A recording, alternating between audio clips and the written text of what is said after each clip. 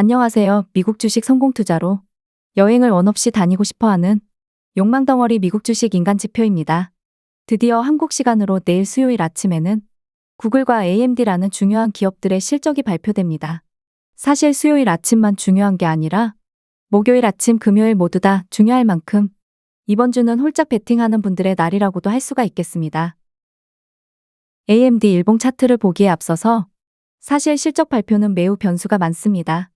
아무리 차트가 좋은 상태에서도 실적 발표 때 가이던스가 어긋나면 가차없이 하루에 20% 가까이도 떨구는 게 월가이기 때문에 저는 그래서 개별주 투자를 좋아하지 않는 편입니다. 개별주는 지수에 따른 리스크와 더불어서 실적 발표 리스크, 거기에 오너 리스크의 매크로 변수까지 아주 많습니다. 아무튼 AMD 일봉 차트만 보면 흐름은 좋아 보입니다. 41이평선을 딱 지지해주고 반등이 나오고 있는 모습입니다. 다만 아직 턴을 하지 못한 빨간색 대파동을 위로 돌리려면 시간이 필요해 보이는데 테슬라처럼 급등이 나와야지만 빠른 시간 안에 돌릴 수 있습니다. 그렇지 않고 흐지부지한 주가 흐름을 보인다면 이전 고점을 도달하는 데 시간이 많이 필요해 보입니다. 다음으로 전고점에서 많이 하락한 구글 차트입니다. AMD보다 구글이 좀 더 차트 파동 패턴으로는 좋아 보입니다. 대파동이 이미 턴을 하려고 폼을 잡고 있고 녹색 파동은 아직 데드크로스가 나오지 않았기에 실적 발표에 따른 상승이 나와준다면 바로 상승세를 이어갈 수 있는 좋은 차트처럼 보이지만 실적 발표는 이런 차트 패턴을 무시하기 때문에 실적 발표 전날 홀짝 베팅하지 마시는 걸 추천드리는 편입니다. 근데 실적 발표 리스크가 있다고 할지라도 결국 내가 언제 진입을 해서 실적 발표를 기다리냐에 따라서 얘기가 달라집니다. 실적 발표 전날 이미 소파동이 거의 다 올라온 상태에서 진입하는 것과 소파동이 바닥권에 있을 때 매집을 해서 홀딩하면서 버티는 것과는 멘탈적인 부분에서 흔들림이 다르죠. 또 다르게 표현한다면 내 평단가에 따라서 설령 실적이 별로여서 주가가 하락을 한다고 하더라도 약손실이나 약수익으로 빠져나올 수도 있겠으나 실적 발표 전날에 홀짝 매수를 했다가 그게 실패했을 경우에는 큰 손실을 입을 수가 있다는 겁니다. 그러니 기왕이면 실적 발표 전날에 홀짝 베팅은 주식을 길게 할 거라면 하지 마시길 바랍니다. QQQ ETF 주봉부터 보시겠습니다. 일단 저는 소파동이 한 번 더 눌리더라도 한 번 더 반등은 나왔다가 11월 중순쯤부터 조정장이 온다고 보는 입장이고요.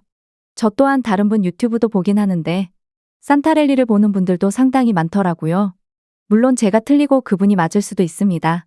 제가 너무 S&P 500 포워드 PER에 꽂혀서 그런 걸 수도 있을 거고요.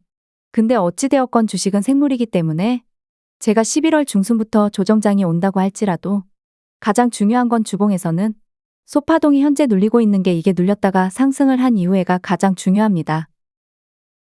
2018년도 상반기 QQQ 주봉 차트입니다. 대파동, 중파동이 위로 돌렸고 소파동이 잠깐 아래로 밀렸다가 다시 올라갑니다. 그러면서 계속 고점을 야금야금씩 올립니다. 그러다가 결국에 떨어지긴 하지만 이 시간이 개월수로 따지면 결코 적은 개월수는 아니죠. 그러면 지금도 소파동이 눌렸다가 다시 위로 튈 때 고점을 완전히 벗기고 올라갈 수도 있다는 거죠. 반대로 2021년도 말처럼 소파동이 눌렸다가 다시 위로 돌아갈 때 고점을 낮추면서 아래로 밀리면 소파동이 바닥을 찍고 올라갈 때 그 저점에 스탑로스 걸고 대응을 하면 되는 거죠. 그리고 이번 주에 만약 큰 상승이 나와준다면 현재 데드크로스가 난 소파동은 다시 크로스를 해소할 수도 있습니다. 즉, 주봉의 문제점은 금요일이 되어서야 완벽하게 파동이 보인다는 겁니다. 그래서 세배수 투자하는 입장에서는 주봉을 보고 안심하기엔 리스크가 큰 편입니다.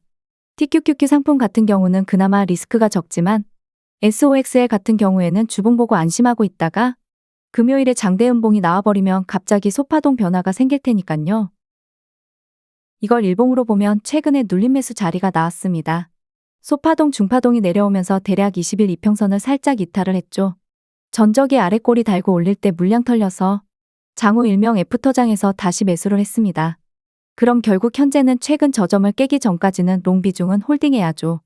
반대로 상승이 나오지 않고 아래로 밀린다면 당연히 최근 저점을 깨고 아래로 밀릴 텐데 밀리는 위치를 어느 정도 파악하기 위해서 주봉을 살펴보는 거고 현재 주봉상 정말 많이 밀려야 20일 이평선이니깐 그쯤에 다시 매수받으면 그만입니다. 어찌 보면 현재 패턴은 저점을 깨도 지지받을 구간이 많기에 쉬운 편입니다.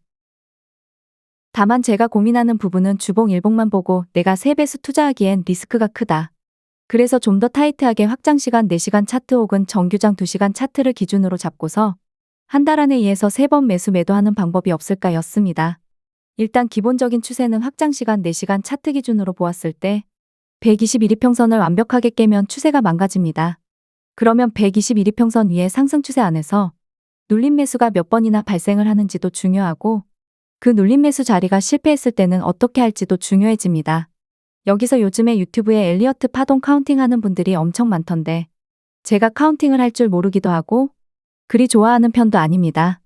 2024년도 상반기에는 하나의 상승 추세 중에 눌림 매수 기회가 5차례 발생을 했고 여름 전에는 3차례 정도가 발생을 했습니다. 그리고 현재는 두 번째 눌림 매수 자리가 나왔고 이제는 상승을 바라보고 있습니다.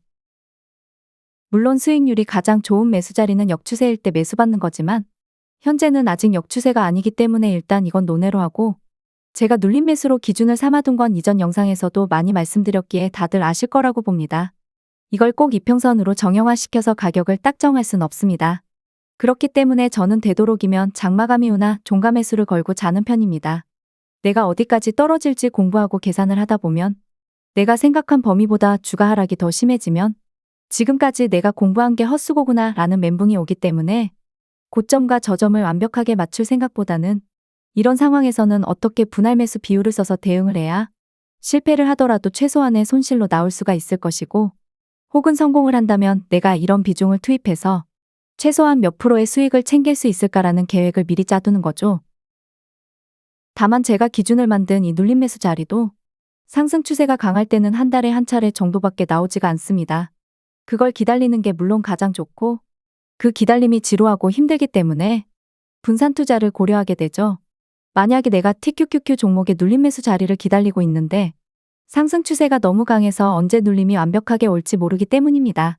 그렇기에 이런 비슷한 이평선 배열 파동 흐름을 찾아서 이 종목 저 종목 찾아 헤매다가 예시로 내가 TQQQ라는 종목을 관찰하지 못하고 안 보고 있을 때 갑자기 눌림 매수 자리가 온다면 매수를 못 받고 헤매고 있겠죠. 그러니 되도록이면 2에서 3종목으로만 세팅해서 계속 관찰하는 게 좋다고 봅니다. 여기서 더 세분화해서 완벽한 눌림 매수 자리가 오기 전에 더 타이트하게 소액으로라도 매수해볼 구간을 잡을 수도 있습니다. 다만 이걸 더 짧은 시간봉 혹은 분봉으로 가면 상승폭 하락폭이 그리 크지 않기 때문에 정말 스캘핑 3에서 5%만 먹어도 좋다고 하는 게 아니라면 정규장 2시간 차트나 확장시간 4시간 차트를 기준으로 삼는 게 좋다고 보는 거고요. 다시 본론으로 돌아와서 따로 명칭은 만들지 않았는데 가짜 눌림이라고 칭하겠습니다. 소파동 중파동만 내려오고 대파동은 과매수권에 위치해 있을 때 매수 받아보는 방법도 생각했습니다. 다만 이건 제 기준에서는 정석적인 눌림 매수가 아니기에 비중은 그리 크게 들어가지는 않는 걸로 하고요. 그럼 다시 현재 QQQ 혹은 TQQQ 상황으로 와서 보면 눌림 매수 자리가 왔었습니다. 120일 이평선을 위태위태하게 지켜가고 있습니다. 아직 대파동이 올라가고 있기 때문에 분명 소파동의 한 차례 롱반격은 남았다고 보고 있습니다. 그렇다면 아주 심플하게 최근 저점을 깨기 전까지는 홀딩하는 전략이 있을 것이고 다시 고점을 뚫고 올라가면 분할 매도하면 되죠. SOXX ETF 반도체 SOXL 차트를 봐도 동일합니다. 녹색 파동과 더불어서 모든 파동이 내려왔었기에 눌림 매수 자리가 왔고 최근 저점 SOXL 기준으로 32달러 초반을 깨고 내려오기 전까지는 홀딩하면 됩니다. 다만 최근 고점인 37달러를 결국 못 깨고 내려가면 그때는 이제 추가 저점을 깰 경우의 확률이 더 높아지기에 대비와 대응을 하면 되겠습니다. 자신만의 매매 원칙과 기준을 만드시길 바랍니다. 구독과 좋아요, 알람 설정은 무료입니다.